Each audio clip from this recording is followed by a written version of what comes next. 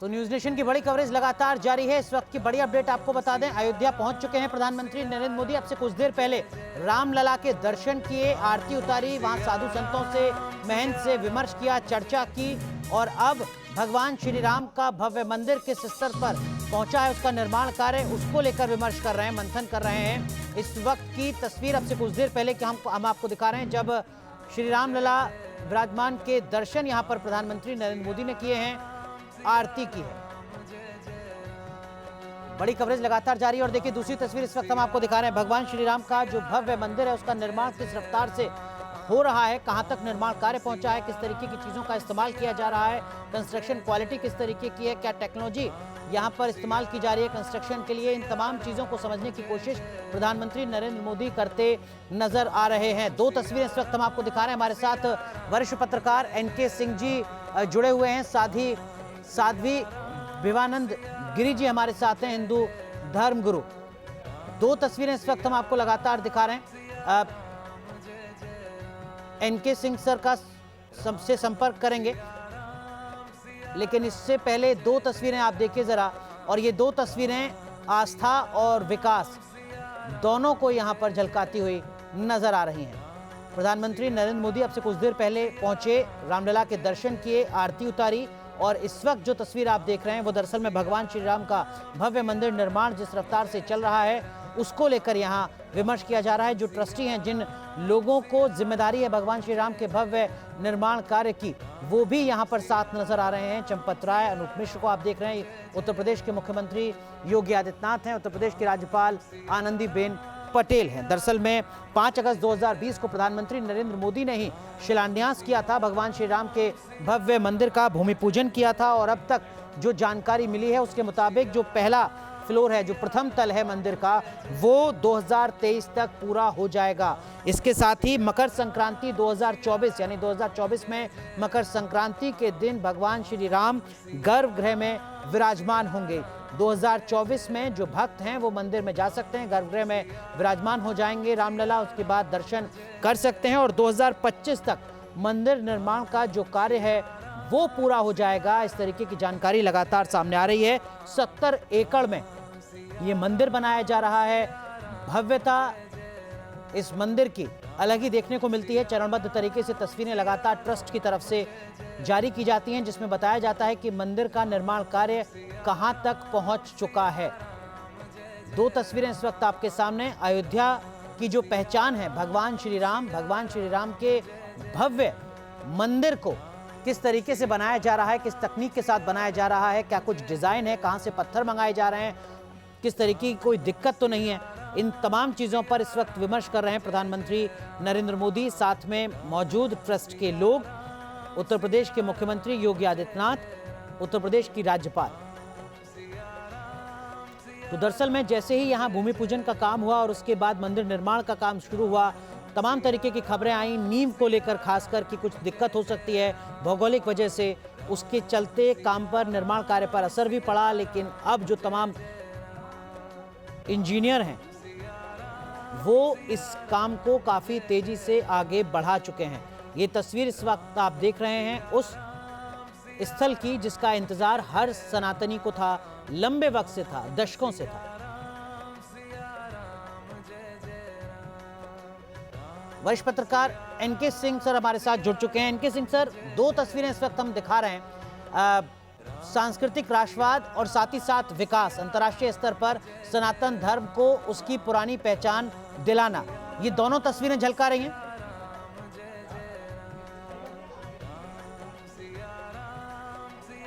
बहुत सही आपका ऑब्जर्वेशन है। सांस्कृतिक राष्ट्रवाद और हमारी जो संस्कृति है उसकी प्राचीनता और उसकी भव्यता, ये दोनों इसमें समाहित है। लेकिन एक तीसरा फैक्टर है जी, इस तरह के पूजन के अवसर पे देश के प्रधानमंत्री का, आपको याद होगा उज्जैन में अभी 2 दिन पहले हुआ था, कुछ दिन पहले जी, तो ये सॉफ्ट हिंदुत्व का भी एक अच्छा वो है, क्योंकि आरोप अक्सर लगता है कि भाई बहुत ही हार्ड हिंदुत्व हो रहा है, एग्रेसिव हिंदुत्व हो रहा है, तो सॉफ्ट हिंदुत्व का भी एक अच्छा मैसेज है जो कि ये देने की कोशिश है। तो कुल मिला के हम ये कहेंगे कि राष्ट्रवाद इसलिए कि राम आराध्य, सबसे बड़े आराध्य देवता है हिंदुओं के, अभी तक के 2 सबसे बड़े आराध्य देवता राम माने जाते हैं। तो ऐसे में राम के किसी ओकेजन पे देश के प्रधानमंत्री का जाना ये है कि स्टेट भी उसके साथ है, गवर्नमेंट भी उसके साथ है, इस भावना के साथ, और इंडिविजुअली जो सबसे मकबूल लीडर है वो भी उस भावना के साथ ही खड़ा है।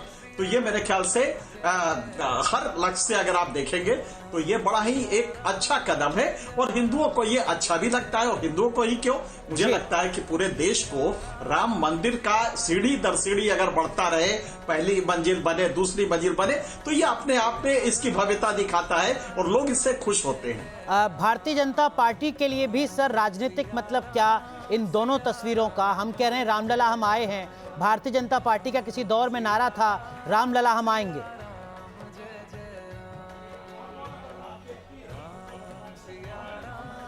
हाँ, आएंगे, मंदिर वहीं बनाएंगे, ये दो चीजें थी।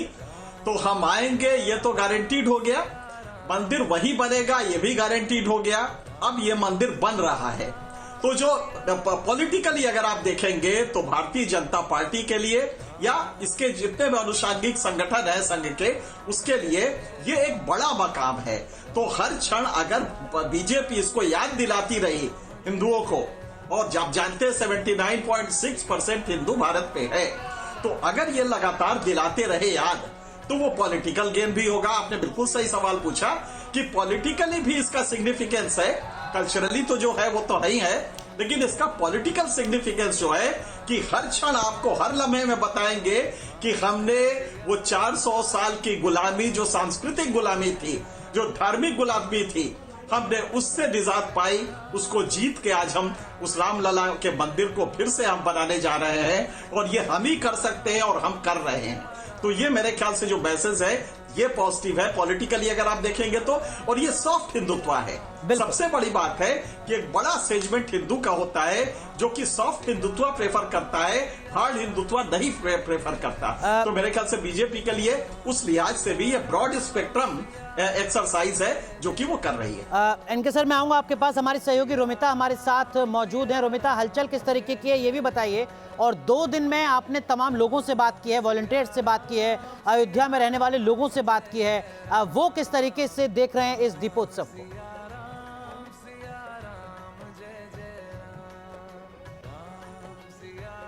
चलिए रोमिता का रुख करेंगे, लेकिन इनके सर अयोध्या का दीपोत्सव जहां आज पहली बार प्रधानमंत्री नरेंद्र मोदी पहुंच रहे हैं, 5 साल से ये दीपोत्सव मनाया जा रहा है, लेकिन इससे इतर जिसका जिक्र आपने पहले भी किया, चाहे वो काशी की देव दीपावली हो, काशी कॉरिडोर हो, उज्जैन का कॉरिडोर हो, महाकाल लोक जिसको नाम दिया गया है, आपने पिछली बार सोमनाथ का भी जिक्र किया था, सोमनाथ मंदिर का, ये सिर्फ प्रतीकात्मक तो नहीं हो सकता, ये वो तमाम शहर भी हैं जो विकास की चकाचौंध में कहीं पीछे छूटे अब तक नजर आते रहे, चाहे अयोध्या की बात हो जो अब तक फैजाबाद था, उज्जैन हो या तमाम बाकी शहर हों। अंतर्राष्ट्रीय पटल पर ये शहर भी तो उभर कर आते हैं धार्मिक आस्था के साथ साथ विकास के पैमाने पर।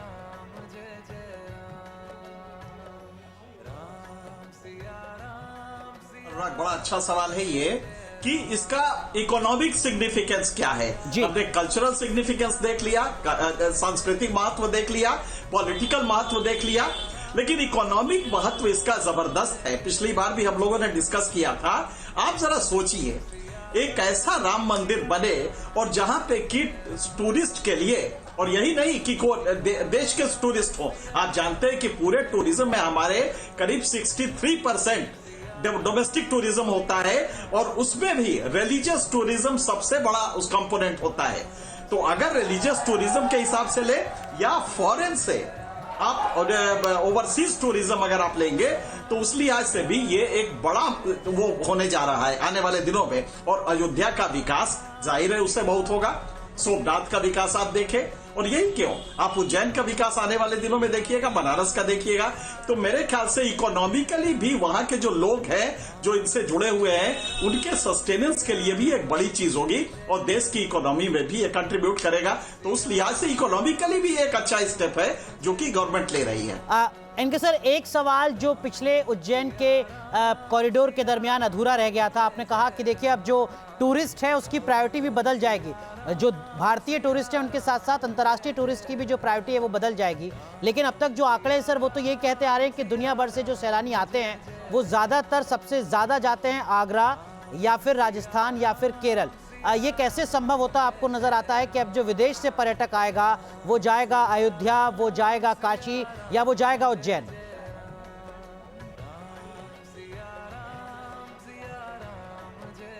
बड़ा अच्छा आपने ये कहा। उस दिन भी आपने कहा था, तो चूंकि हम आगे एक्सप्लेन नहीं कर पाए थे। हमें ये देखना है कि हमारे टूरिज्म सेक्टर में जो टर्शियरी सेक्टर का, सेवा क्षेत्र का एक बड़ा कंट्रीब्यूटर है, टूरिज्म सेक्टर में हमारे डोमेस्टिक टूरिज्म का कितना कंट्रीब्यूशन है, उसमें रिलीजियस टूरिज्म का कितना है, और बाहर से जो आता है। आप जरा सोचिए, मक्का जो लोग जाते हैं, जो फॉरेन के लोग जाते हैं जी, वो मक्का जाते हैं देखने के लिए, और एक बड़ा वर्ग जाता है। यहाँ पे अगर भारत में राम मंदिर एक भव्य बन रहा है, तो मुझे लगता है कि भारत आने वाले रिलीजियस टूरिज्म के लिए लाएंगे, भले वो भावना उनकी ना हो, लेकिन वो ये देखने आए हैं कि भारत का सनातन धर्म, हिंदू रिलीजन के जो आइकॉन्स हैं वो कैसे होते हैं, उनके मकाम कैसे होते हैं। तो अगर वो उज्जैन जाएंगे, बनारस जाएंगे, अयोध्या जाएंगे, तो ये उनको एक इंथुसियाज्म होगा, उनको एक उत्सुकता होगी कि देखें कि यहाँ का रिलीजन का सिंबल्स जो है वो कैसे है, कितने भव्य है। तो ये उस लिहाज से भी अच्छा होगा। ठीक है, हमारे साथ साध्वी विवानंद गिरी हैं, धर्माचार्य हैं। साध्वी जी, प्रधानमंत्री नरेंद्र मोदी का पहुंचना, अयोध्या में दीपोत्सव में शामिल होना, और उससे पहले जो तस्वीरें इस वक्त हम लगातार दिखा रहे हैं, रामलला के दर्शन और भगवान श्री राम के भव्य मंदिर निर्माण का अवलोकन, सिर्फ प्रतीकात्मक है या इसका मतलब बहुत ज्यादा है हर सनातनी के लिए? ऐसा है कि पहले तो मैं सभी भारतवासियों को और भारत से बाहर बसे सभी को दीपावली की शुभकामनाएं। यशस्वी प्रधानमंत्री, कौन सा धर्मज्ञ प्रधानमंत्री, शत्रुई विजय प्रधानमंत्री, सनातन धर्म और अध्यात्म की ध्वज को लेकर चलने वाला प्रधानमंत्री, जो राष्ट्र की एकता, अखंडता और सामाजिक समरसता के महानायक है, उनकी सोच को, उनकी प्रज्ञा को नमन करती हूँ। भारत का ऐसा यशस्वी प्रधानमंत्री जो त्रेता युग की याद दिला रहा है। आज ऐसा लग रहा है कि मानो पृथ्वी पर इस कली काल में त्रेता युग आ गया है और भगवान श्री राम के राम राज्य की स्थापना करने के लिए भारत के यशस्वी और धर्मज्ञ प्रधानमंत्री नरेंद्र भाई मोदी जी जो काम कर रहे हैं, वो केवल भारत के लिए नहीं, पूरे विश्व में भारत के नाम का डंका बजा रहे हैं। पूरा विश्व एक टकटकी लगा करके भारत के प्रधानमंत्री के साथ साथ इस पूरे भारत को देख रहा है, जो पुनः सोने की चिड़िया पर के लिए आतुरता के साथ में है, और जो विश्व गुरु हैं, आज भी पूरा विश्व भारत को नमन करता है और कल भी नमन करेगा। लेकिन आज जो नमन कर रहा है, इसकी कहीं ना कहीं देन इस क्षत्रिय विजय और धर्मज्ञ प्रधानमंत्री नरेंद्र भाई मोदी की खास बात यह है। ठीक है, जब साध्वी जी, मैं आऊंगा आपके पास, माफ कीजिए। हमारी सहयोगी रोमिता इस वक्त अयोध्या में मौजूद हैं। 2 दिन से लगातार वो बात कर रही हैं वॉलंटियर से, अयोध्या के लोगों से, उन तमाम लोगों से जो पहुंचे हैं वहां पर दीपोत्सव को देखने के लिए। रोमिता, क्या कुछ कह रहे हैं वो लोग, और जहां मौजूद हैं वहां पर किस तरीके की हलचल इस वक्त?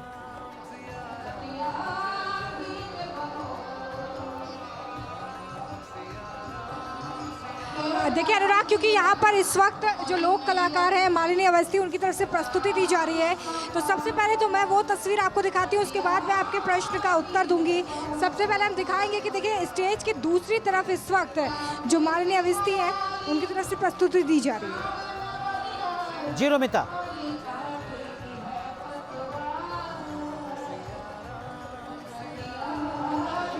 तो लगातार यहाँ मंच पर सांस्कृतिक कार्यक्रम चल रहे हैं और इंतजार हो रहा है प्रधानमंत्री नरेंद्र मोदी का। लेकिन रोमिता, तमाम लोगों से जिनसे आपने बात की, वो किस तरीके से देख रहे हैं दीपोत्सव को और प्रधानमंत्री के अयोध्या आने को?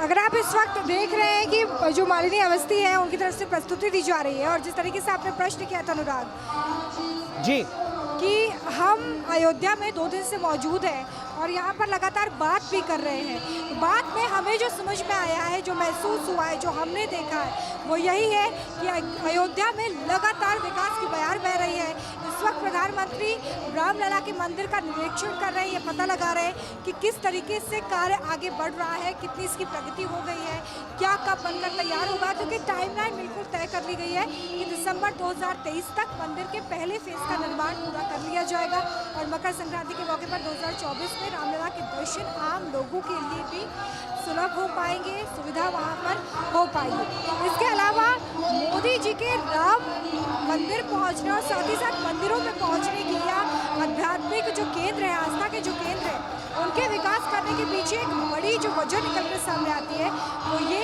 कि भगवान राम मोदी के लिए सिर्फ और सिर्फ सियासी मुद्दा नहीं है या सिर्फ आस्था उनसे नहीं जुड़ी हुई है, बल्कि वो प्रतीक है भारतीय संस्कृति का। वो ये बताना चाहते हैं कि किस तरीके से जो आध्यात्मिक केंद्र हैं उनका विकास करना बेहद ज़रूरी है और सांस्कृतिक राष्ट्रवाद का जो संदेश है वो भी यहाँ से देने का प्रयास किया जा रहा है। एक बार फिर से हम तस्वीरें भी आपको दिखाएंगे कि किस तरीके से पूरा माहौल यहाँ पर राममय हो चुका है। तस्वीरें हम लगातार दिखा रहे हैं। बिल्कुल रोमिता, तो आप तस्वीरें दिखाइए और देखिए यहाँ इस वक्त जो हम दूसरी तस्वीर दिखा रहे हैं स्क्रीन में, भगवान श्री राम का जो भव्य मंदिर निर्माण किया जा रहा है उसकी जो एक परिकल्पना है वो यहाँ प्रधानमंत्री नरेंद्र मोदी को गिफ्ट की जा रही है ट्रस्ट के द्वारा। हर सनातनी को जिसकी आस्था है भगवान श्री राम में, वो इंतज़ार कर रहा है कि कब भगवान श्री राम का भव्य मंदिर बनकर तैयार होगा ताकि वो अयोध्या जा सके और जल्द से जल्द प्रभु राम के दर्शन कर सकें। यहाँ से जो अब हलचल है वो उसको देखकर ऐसा लगता है कि प्रधानमंत्री यहाँ से अब निकल रहे हैं। रोमिता, अगला कार्यक्रम क्या है? प्रधानमंत्री यहाँ से अब देखिए, अभी शायद कुछ और कार्यक्रम है। जो श्रमजीवी हैं वो लोग जो लगातार भगवान श्री राम के भव्य मंदिर निर्माण से जुड़े हुए हैं उनके साथ यहाँ पर संवाद संभवतः प्रधानमंत्री नरेंद्र मोदी इस वक्त कर रहे हैं।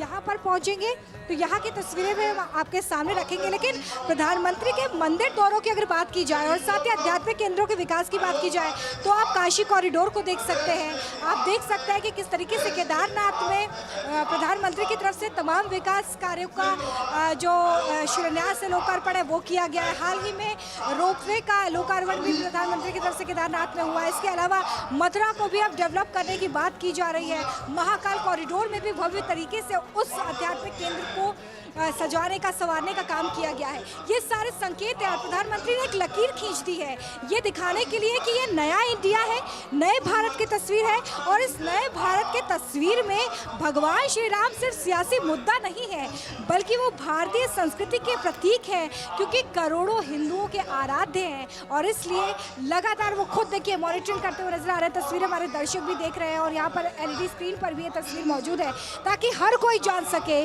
कि राम भक्त योगी जी तो है ही, साथ ही जो योगी आदित्यनाथ के साथ साथ इस वक्त प्रधानमंत्री नरेंद्र मोदी मौजूद है, वो भी खुद बारीकी से समझ रहे हैं कि कैसे रामलला के मंदिर का ये निर्माण कार्य आगे बढ़ रहा है।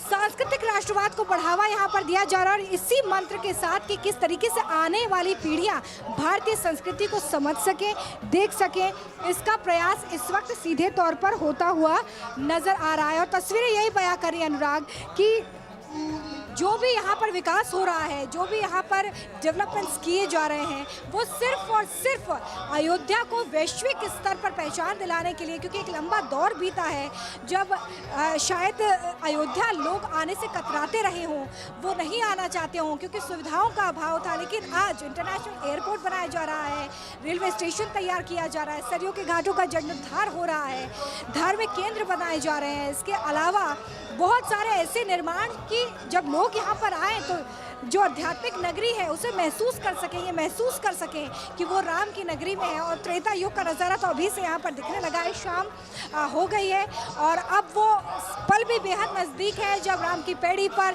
एक साथ दियों की जगमगाहट होगी और प्रधानमंत्री पहला दिया वहां पर जलाने वाले हैं।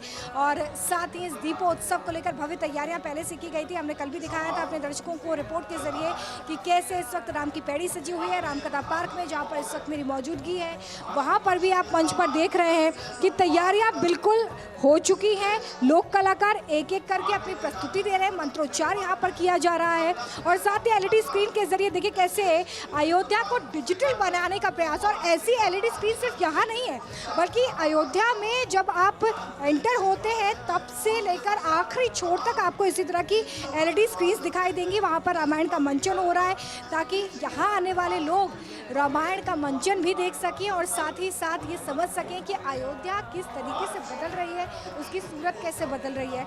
तस्वीरें एक बार फिर से हम अपने दर्शकों को दिखाते हैं उस स्टेज की जहाँ पर अब से कुछ देर बाद प्रधानमंत्री की मौजूदगी होगी। तो लगातार तस्वीरें हमारी सहयोगी रोमिता दिखा रही हैं और बता रही हैं कि इस वक्त जो हलचल है वो किस तरीके से तेज होती जा रही है बीतते वक्त के साथ उस जगह जहां पर हमारी सहयोगी रोमिता मौजूद हैं। अविनाश हमारे सहयोगी हमारे साथ जुड़े हुए हैं। अविनाश, हमने देखा कि प्रधानमंत्री नरेंद्र मोदी ने रामलला के दर्शन किए, आरती की, महंत से चर्चा की, जो वहां पर तमाम इंजीनियर हैं, जो टीम है कंस्ट्रक्शन से जुड़ी, उनसे भी उन्होंने संवाद किया। अब आगे का कार्यक्रम क्या? बिल्कुल अनुराग, देखिए तकरीबन आधे घंटे से पीएम मोदी राम जन्मभूमि परिसर के अंदर मौजूद हैं। हालांकि वहां पहुंचने के बाद सबसे पहले उन्होंने दर्शन पूजन किया और अब ऐसी जानकारी आ रही है कि सिर्फ कुछ ही मिनटों में पीएम वहां से निकलेंगे राम जन्मभूमि परिसर से और इसी रास्ते से होते हुए, चूंकि जहां पर मैं मौजूद हूं हनुमान गढ़ी है और इसी रास्ते से होते हुए वो राम कथा पार्क जाएंगे। देखिए अलर्ट हो गया।